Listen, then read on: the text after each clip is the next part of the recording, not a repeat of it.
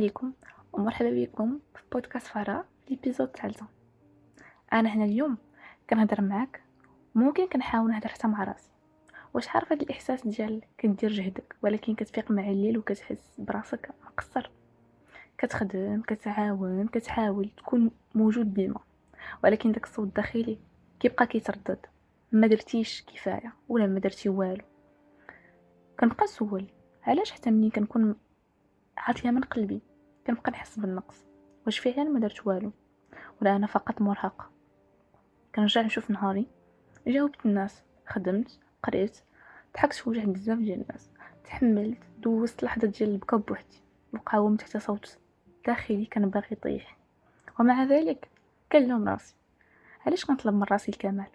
علاش كنسمح لهذا الصوت ينتقدني في كل تفصيله من حياتي؟ علاش كنخاف نرتاح؟ كنخاف نقول اليوم ما قادراش، كانها جريمه. كنعيشوا في محيط كيخلينا نحسوا بلي خصنا نكونوا productive ديما، ننجحوا نربحوا نبانوا، ولكن ناسين ان الراحه حتى هي نجاح. الراحه ماشي طرف، الوقت مع النفس ماشي ضياع، البقاء ماشي ضعف، وقفه التامل ماشي خساره في الوقت. اليوم بغيت نشارك هذه الكلمه معك.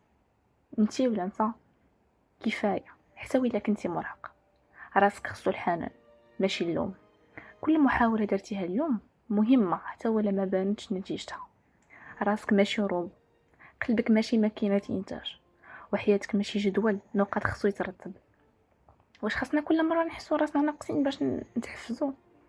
ولا خصنا نبدلو الصوت اللي كيهضر معانا ونعطيو لروحنا فرصة تنفس بلا لوم بلا جلد وبلا مثالية مستحيلة وزائدة؟